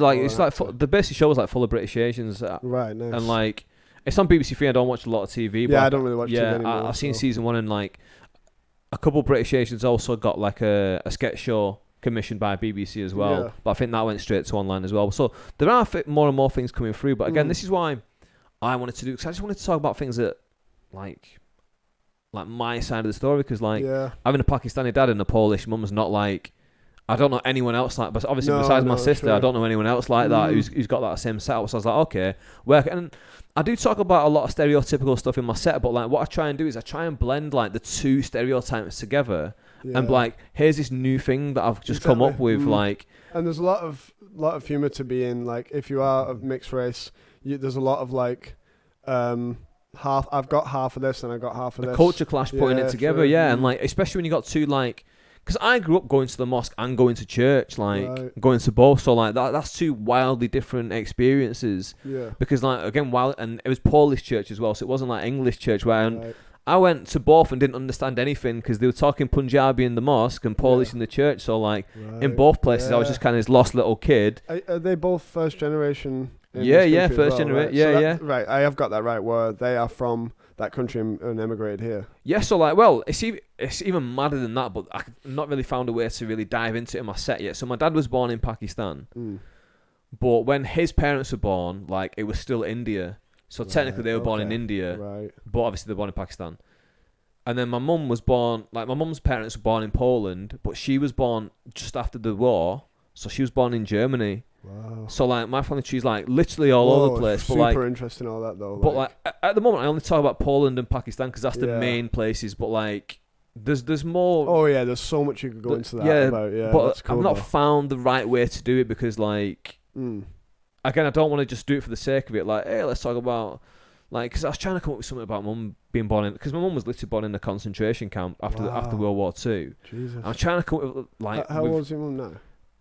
I'm a terrible son. I'll be honest with you. But, all right. Well, do you know around in the 40s? She's about or 50s when she was born. Oh, she's born in the 50s. Oh wait, 40. She wouldn't be born in the 40s. Yeah, she's born in the 50s. Yeah, Yeah, she's yeah, like 70 now, roughly. Oh, okay then. Wait. Oh, she might have been born near the 40s then, because my mum born in 57, and she's like 63. So she might have been born really early, late 40s, early 50s. Well, like, when did the war end? Like 49? 45 was it? I think it started in 45. I think. Oh yeah, I'm terrible with history as well. Basically, she was born in the 50s. Yeah. Right. Yeah. So, but yeah, it's like just after the war. If we're saying like the 90s wasn't that long ago, it feels to us. Yeah, so yeah. it definitely is just after the war. I don't know why I'm trying to be specified so much. yeah. Well, I was more when like, exactly right was after your the mum war. born? Yeah, exactly. Yeah. Well, I was it? there, and I was documenting the entire thing ready for this podcast. I knew you were there for your mum's birth. Yeah.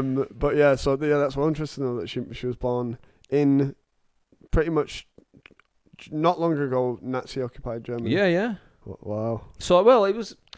I suppose it wasn't Nazi occupied anymore at the time. Yeah, the Allied troops had like gone in and not like. long since. Yeah, like so Yeah. it's mad and like partition was probably like I don't know what if you know about partition, but partition was Not like enough. the British were in control of India and they were kind of fucking everything up, Right, yeah. and then there was lots of division in India at the time. So like the Brits were like, that's the Brits. Basically the head British people were like, right, we're gonna separate India into like India, Pakistan, and Bangladesh. Yeah. And like it basically caused like all kinds of issues and stuff like that, and like there's like repercussions and stuff like that. Anyway, this isn't a history podcast. No, it's interesting. But my dad was born obviously quite soon after that as well. Right, so they both come from this post-war. A very tumultuous kind of, time, yeah, like definitely. born in like a state of flux basically, and Wow. like find themselves in England in the 80s and like meet each other, and like now I'm like making jokes about it, like And is for your very sister little money. older? No, my sister's younger. Not much. Sister's younger, right? Okay, so you're the older brother. Yeah. Yeah. So, but how long had they been in England before they had you? Also, like my mum came over to England when she was like 2 or 3 years old. Wow. Okay then. And was. I got a bit of beef with my granddad actually because like my granddad could have he had 3 choices. He could have gone to England, he could have gone back to Poland, or he could have gone to America. You wish you would have been American. And he chose Bolton. Well, he ended up in Wales first, which would have been even worse. But yeah, he ended up in Bolton, which like. Oh, that's crazy that as well. With your family, you can go.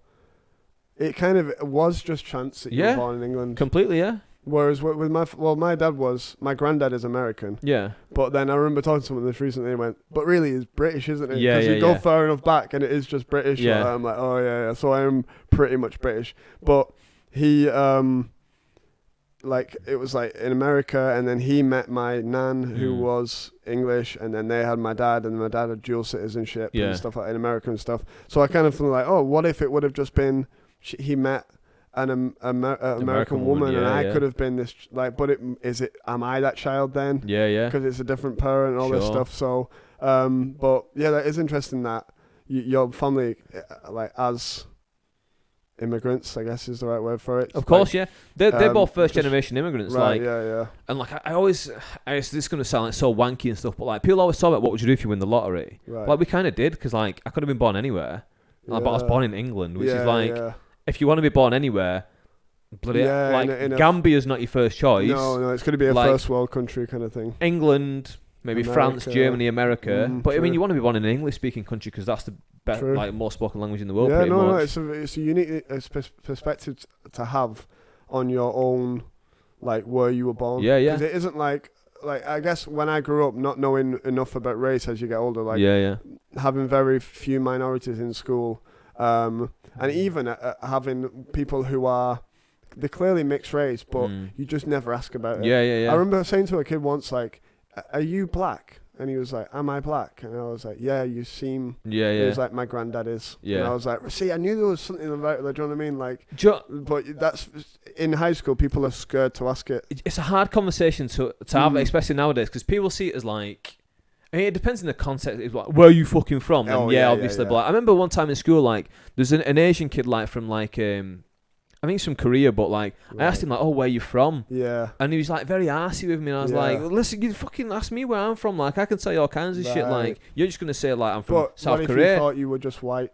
There you go. Well, you should know my surname. We go to school together. Do you know what I mean? True. And like, I was like, "Come on, mate. Like, you don't need to be like, I'm like, just want to know where you're from." Yeah, exactly. Yeah. But so just go back to the lottery thing. Like, people always say, "What would you do if you win the lottery?" Like, we have won the lottery. There's kids growing up now in like poor African countries going, "I wish I was born in England." All the things that I would do, and like we're in that position. I think we just take it for granted a lot of the time. No, I agree. And that was one of the things that really made me want to do comedy. Was like, take advantage of what you got in front of you. Like, try and like do something. Like, even if I do comedy for 5-10 years and nothing comes of it, then like apart from like some like small paid gigs here and there, then so be it. Like, I enjoy what I'm doing right now. But like, if I just didn't do it, I could very easily be like a 50-year-old being like, "Why didn't you do something?" Because I do it now with wrestling. Like, I'm always like, "Why didn't you try and become a wrestler?" Right, really, because recently, like, WWE been signing up anyone who's decent and British because they're trying to like.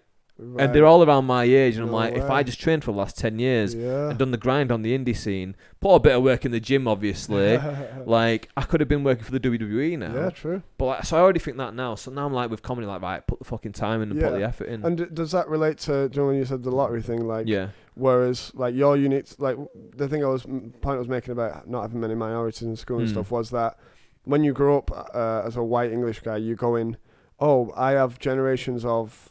It's just white people going back. It's just people from around here, and we all grow. And you don't question that people come from another country. You don't really think people about die to get here. Yeah, exactly. Yeah. So to think of it like you just take that for granted completely. Whereas when you don't take it for granted. You go, my parents could have been born this place, and this place, and this place, and this time.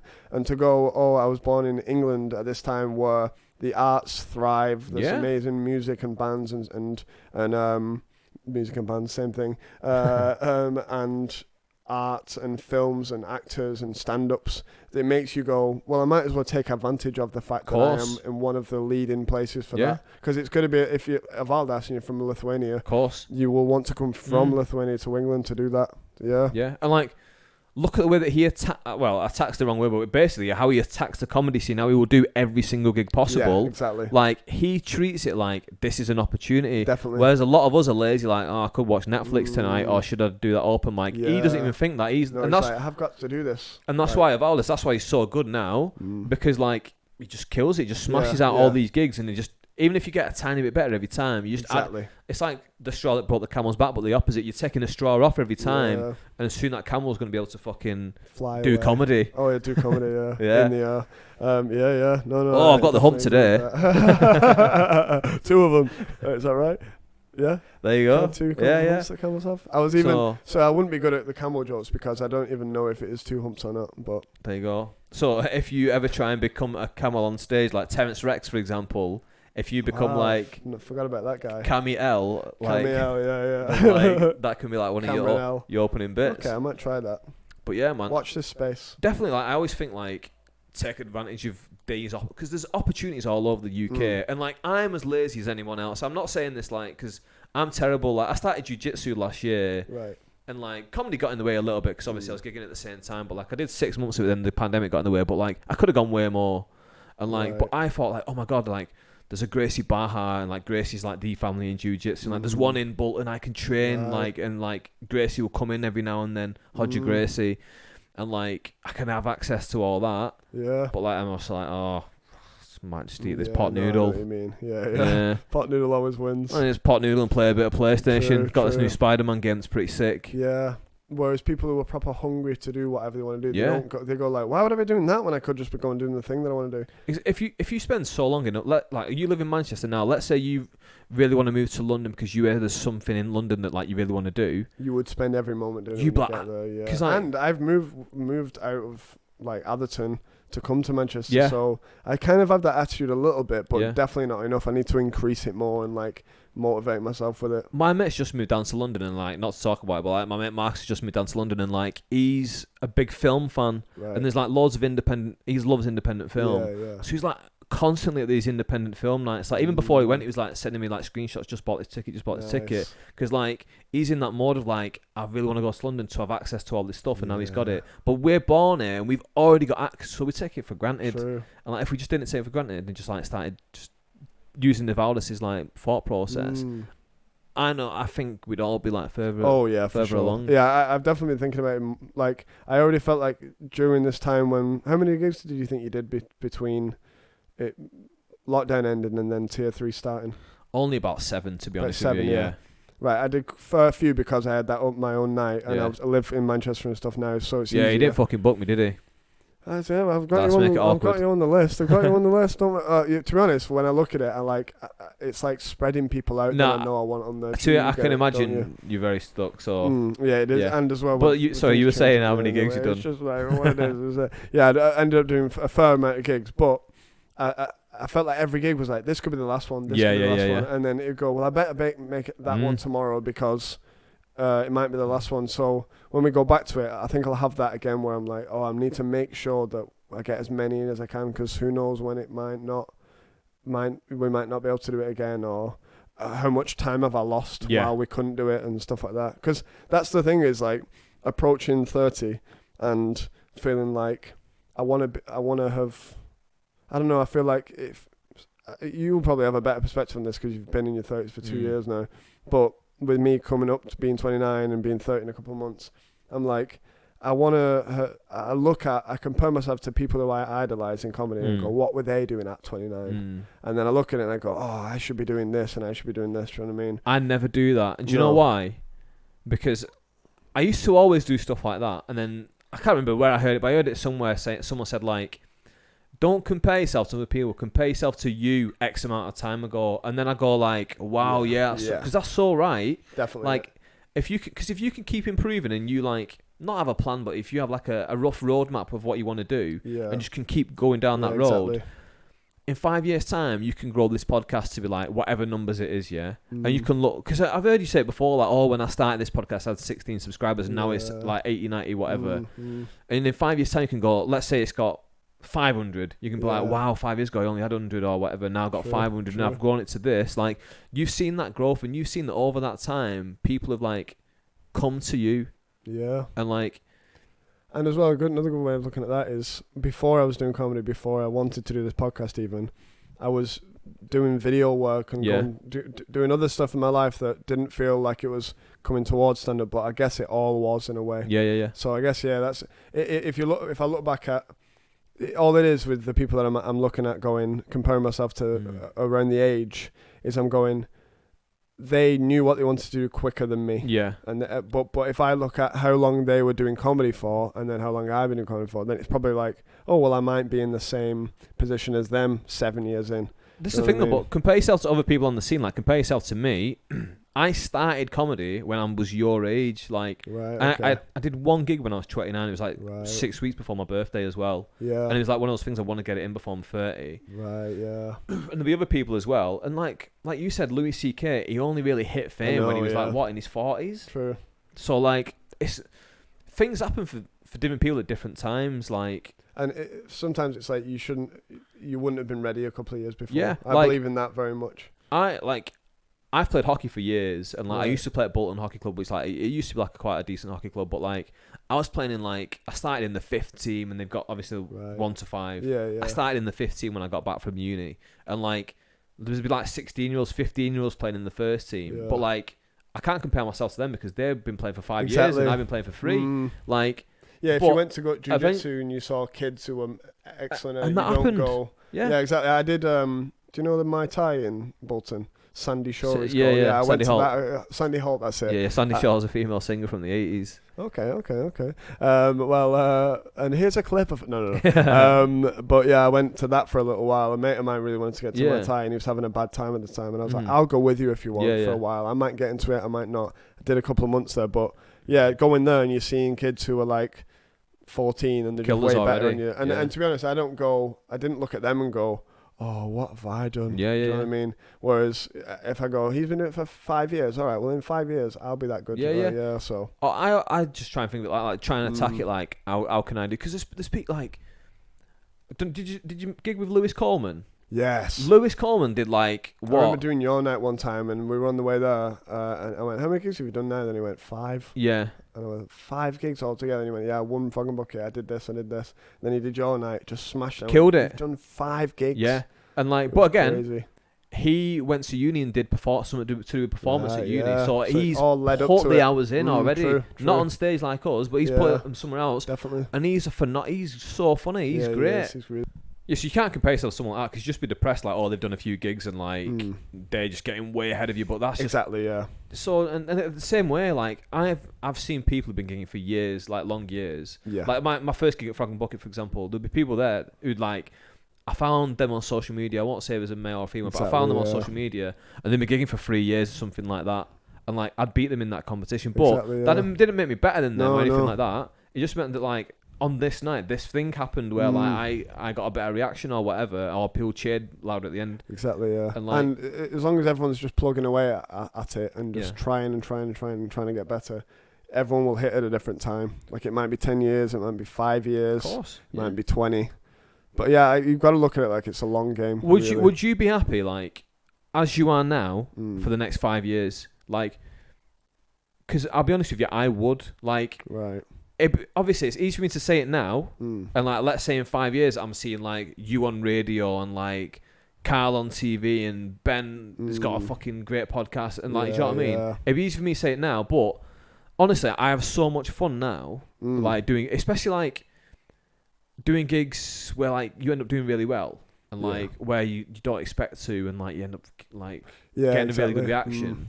Like I really enjoy that, and like if someone said to me, right, you're gonna get, let's say, 50 quid and like it's gonna be a decent response, or do you want to do this open mic for free but you're gonna get this response, Right. I'd be like, do you know what, that's not worth 50.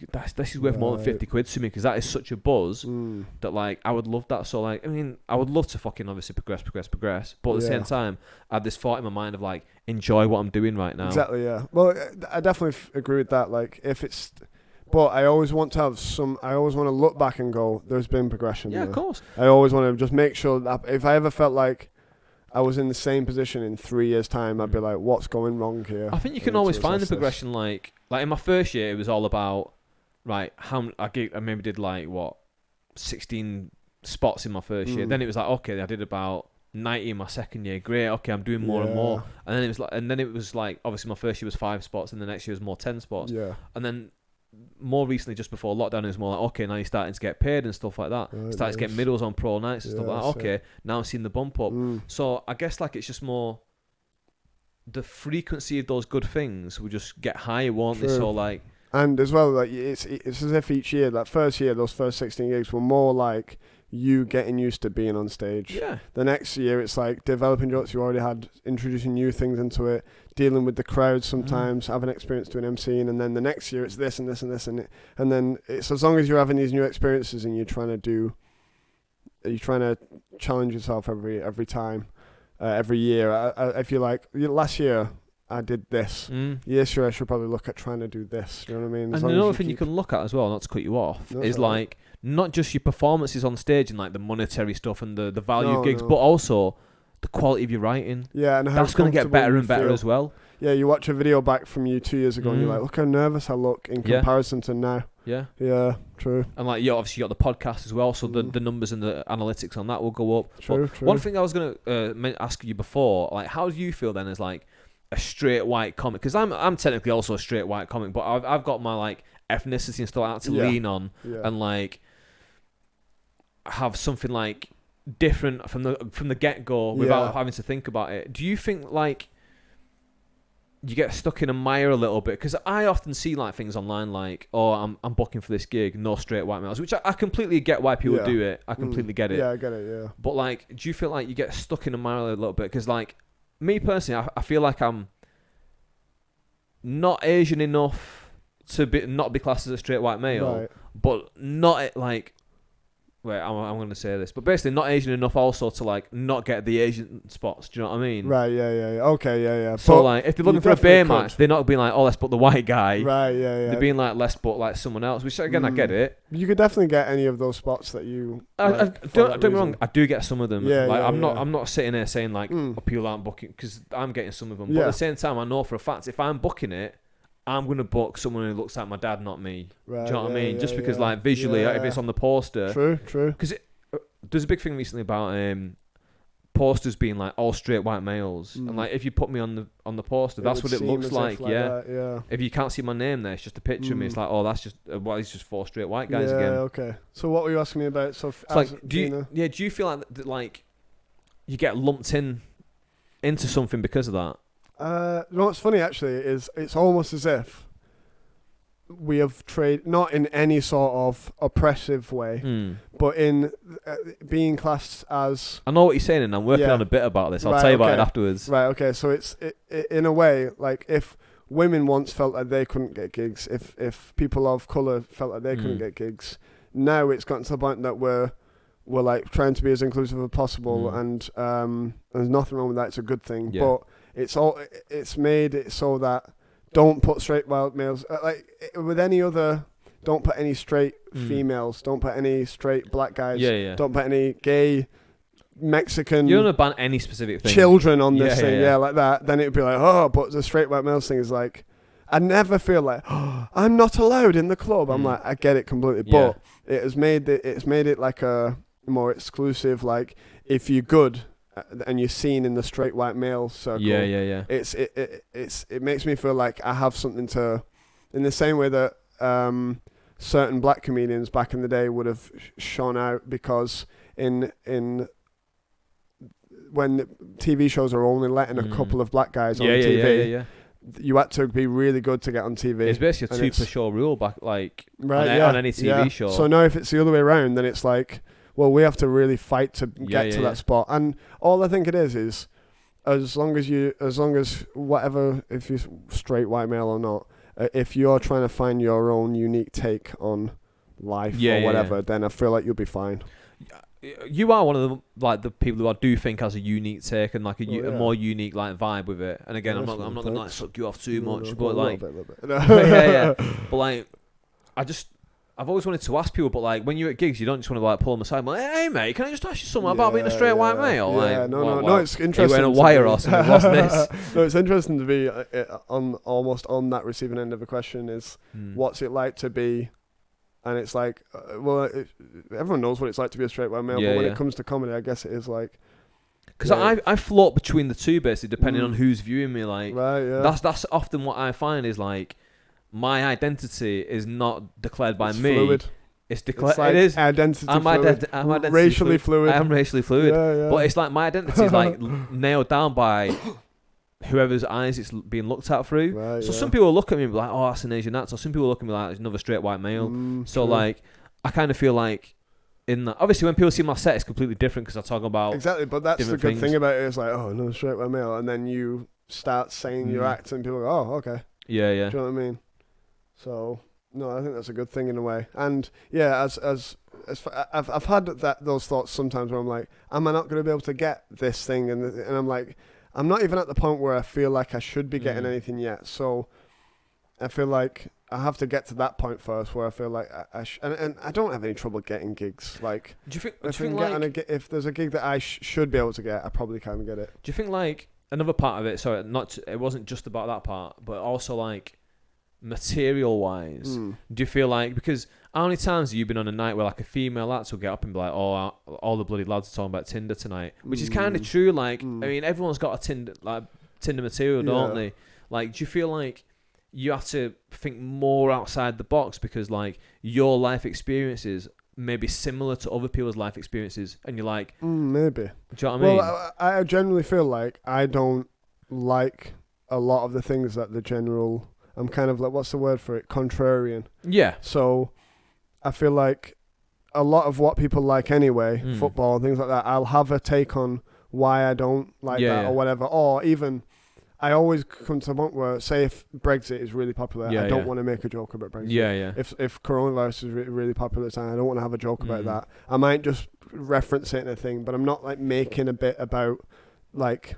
I wouldn't want to make a bit about X Factor. I wouldn't want to make a bit. Do you know what I mean? Yeah. It's not that I'm thinking about the outside the box because I'm a straight white male or whatever. It's because That's your take on it. that's my take on it genuinely, and I feel like that's why I can do it. Because if I just wanted to talk about all the same stuff, then I would feel like, why am I even doing this? And that's why I thought of asking you specifically, because like I say, like I think your set is quite different anyway thematically, but obviously you're still a straight white male. So I wondered if it was like a conscious effort that you made to be different, or like because. Really. Like I don't like again. I don't watch your set and think he's a contrarian. I just think like you've just got your own Yeah. So it's not theme wise. I think in life though, it's like I'm not contrarian as in like purposefully like, well, if that's popular, I don't like it. It's just more like I happen to like things that aren't straight down the middle, kind of what most people like. So I feel like if I'm trying to write a joke, I'm trying to write something that.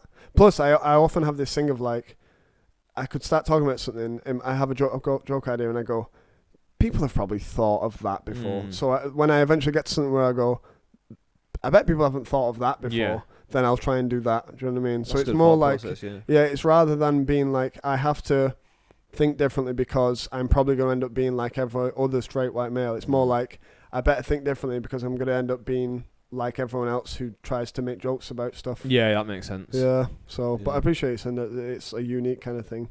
Yeah, I've had like, I often find that I'm one of the people, I've heard someone say this on a podcast before, like a comedian saying, there's some people who get, like, they've had it where they're on stage and they're either killing and everyone's enjoying it, or they're bombing, but about 10 people love it. Yeah. So, and I'll find that if I do a bomb, there's a couple of people dotted out there who are really enjoying it and getting it, whereas everyone else is like, ugh. That's great though, because if you can get all them like following you and in the right place, then all over the course of 10, 15 years in a theatre, they build up. There you go. That's the way I look at it. So there you go. Yeah, nice man. Not bad for a stupid prick. Not bad. I know. I mean, I'm trying. I felt like we made that about me at the end though. Yeah. But I like how you asked me about my race. That's funny. I'm like. That's what I do. Then you're like, oh, it's so difficult. I know. So difficult. Bring people of color on the show and then have them ask me about being white. Yeah. But no, all this stuff about I'll just top it off with this as well. All the stuff about when you were talking about your parents and how have this really interesting life, like they've had to move around and stuff. From what I've seen of your stuff already, there is a unique perspective on being a British person coming from two different like having mixed parents who come from two different countries, not only two different races, but they generally came straight from those two countries to Britain. I feel like what you've already got is good, and you can definitely, because I always find it really interesting, I reckon you can definitely get a load out of that, a load of humour out of that. And yeah, hopefully, man. Before we finish as well, man, I think I said this on your last podcast, on your podcast as well, which you should go and check out, which is called wait, what's it called? Because I remember it's 2001, and then my mind has gone blank. Wait, it's called, I forgot what it's called. This is so embarrassing, isn't it? His channel is called AA Entertainment, no? It is. Well, it's entertainment, but you take the E off the front and just put AA there. Oh, so it's AA Entertainment, AA Entertainment. Which is like a bit stupid because it's hard to say. Yeah. And it's really funny that you can't remember the name of my podcast because my podcast is called Do You Remember? That's it. So, damn it. The irony. Knew it all along. So, he was baiting me in. That's what he was doing. Yeah. So yeah, check it out. Got lots of interesting people on there, and Phil. Thanks. So yeah, thanks. It's good, man. But isn't it right on the YouTube? Does it say "Do you remember" on the first part of the video, or does it say Dr. Dre review, Oasis Morning Glory with Jake Breeze review, or does it say I think "Do you remember"? Now podcast? it says "Do you remember" podcast, but at the start. It just said the thing. It just said the thing because I wanted to make it more searchable. It's a good point. So if someone just searched in like, because I do it sometimes, I want to go to bed and I just type in like, I don't know, Dre 2001 review and just listen to just some knobhead reviewing it. And I thought I could be that knobhead one day. We could be that knobhead. Yeah. Yeah, and you've often provided lots of gigs for You've had loads of gigs running in different, and people always appreciate your gigs because they're often not in Manchester but dotted all around, and people often enjoy your gigs because it's like you're taking us to places where some of this stuff that doesn't work for the people who are like super offended by everything in Manchester and liberal out their heads. Like when you take us to Hindley and to like Bolton and where are some of the other ones? Like we've got like Bamber Bridge, Accrington, Atherton, yeah, true. So when people go to those places, it's like it definitely gives a lot of comedians in Manchester who have been trying out their 5-10 minutes this new perspective on the act. 100%. Like I'm really noticing this at the moment because like I kind of stopped gigging in Manchester for a while. I'd only do open mics and just bring new material. Right. But like obviously now with lockdown, it's needs must, isn't it? So I'm doing more and more there. But I've noticed like it is a more of a woke crowd, which is great because they're more accepted of me.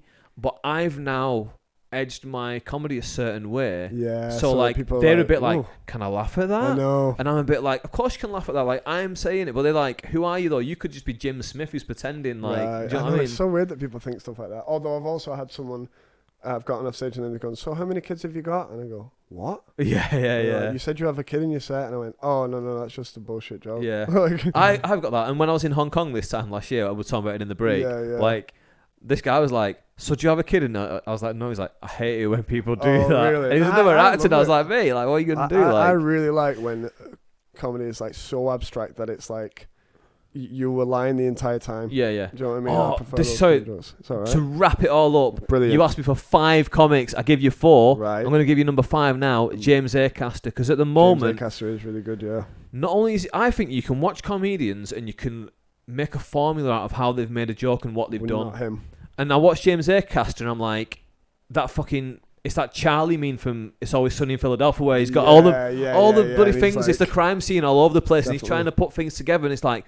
How's he put this together? Like, because he's so funny, so original. I think it's original. Maybe he copied something I don't know, but it's so original. Whatever he's copied, obviously everyone copies a bit. Sure. It's the Tarantino of all those. You know, when Tarantino makes a film, it's because he loved all these different films. He's made his own version of it. So no, he's really. I've seen his full repertoire on Netflix. Is it called? Oh, he's so very good and like really good. I've got his book in there. I've still not read it. Yeah. I mean, I can't read either, so... Yeah, exactly, that's the thing. Yeah, but on it, like, Aircaster, I think... And there's a lot of, like, comedians at the moment who are copying him, like, you'll notice it on the open mic scene. True. I won't name them on air, but... things, being abstract. But yeah, they're trying to be like, oh, so I did this thing. You know? Oh, I know who that is. Yeah, so... Who you doing an impression of? Yeah, Jimmy Barrett.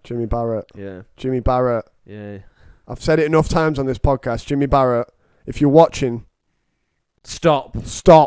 Just stop. Not only comedy. You know what? You should kill yourself, Jimmy How's Barrett. he even got access to this in prison for what he's done? I don't know. Nonce. Yeah. Terrible. Right. Is it fucking Jimmy Barrett nonce? Yeah. There's only one person I hate more than Jimmy Barrett, and that's you, to be fair. Because you're a fucking arsehole. Get the fuck out.